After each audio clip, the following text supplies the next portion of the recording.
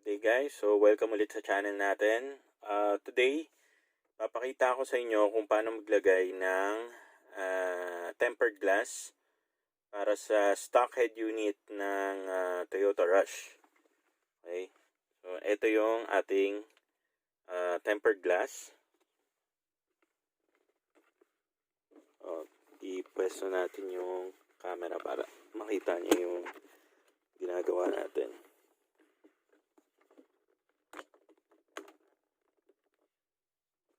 Okay, so yung tempered glass na to guys, available siya sa Shopee store natin for only 150 pesos. Magandang klase na po ito. So clear view glass yung tawag sa kanya. May kasama na rin siyang wipes for seamless installation. Alisin ko muna yung USB. And so kung makikita nyo guys, naka-plastic pa yung head unit. Alisin na natin yung kanyang plastic protection. Though hindi naman kailangan talaga nung wipes, pero gamitin na rin natin para makita nyo rin.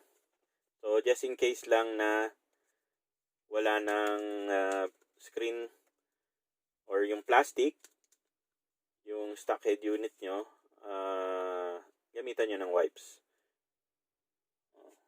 So, yung one muna gagamitin natin, which is yung wet. Ganyan lang.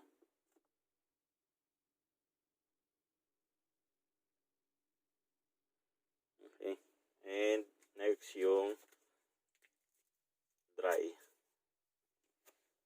Yung number 2. Ito na yung second pad. Saan natin yung ilaw para makita nyo.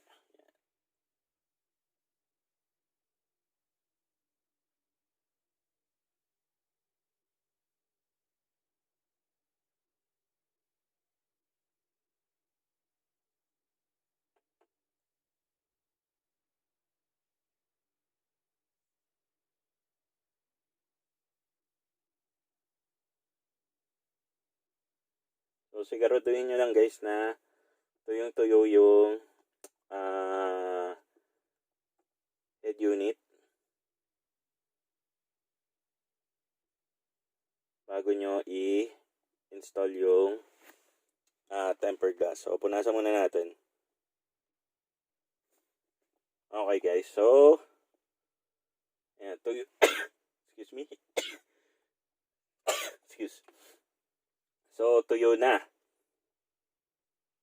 Now, ipupesto ngayon natin yung glass.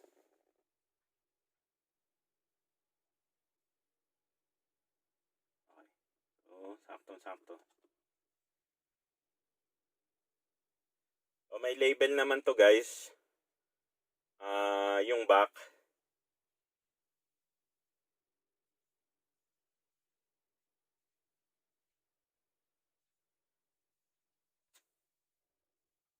Alisin na natin para dire-diretso na. So, ang gagawin nyo guys is siyempre isentro nyo yung tempered glass na kung saan matatakpan nyo yung buong screen.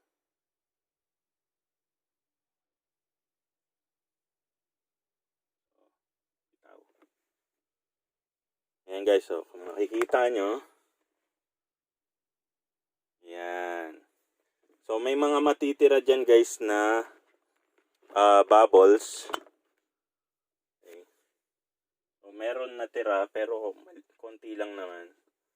Ang gagawin nyo lang is ipipress nyo lang guys palabas.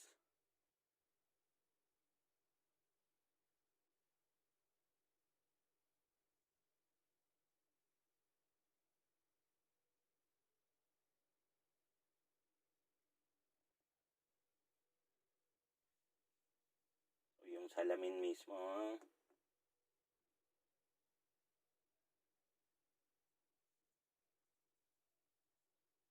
Dumi.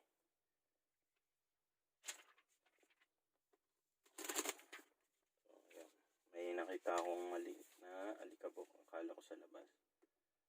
siya mismo sa salamin. Gagawin nyo lang guys is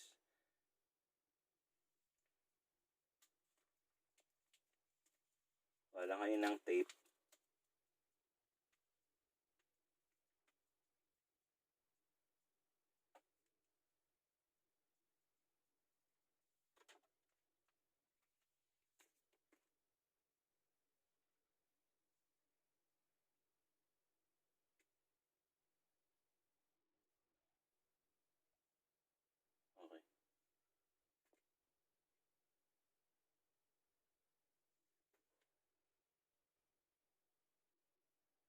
Okay. Pe-press nyo lang guys yung mga air bubbles.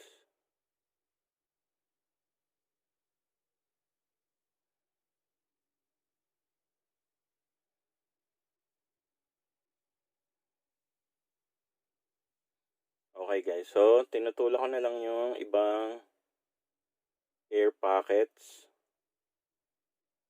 Okay. Now, sige, i-ano natin guys. Tingnan nyo yung display. So, kung titingnan nyo guys, mas malinaw siya.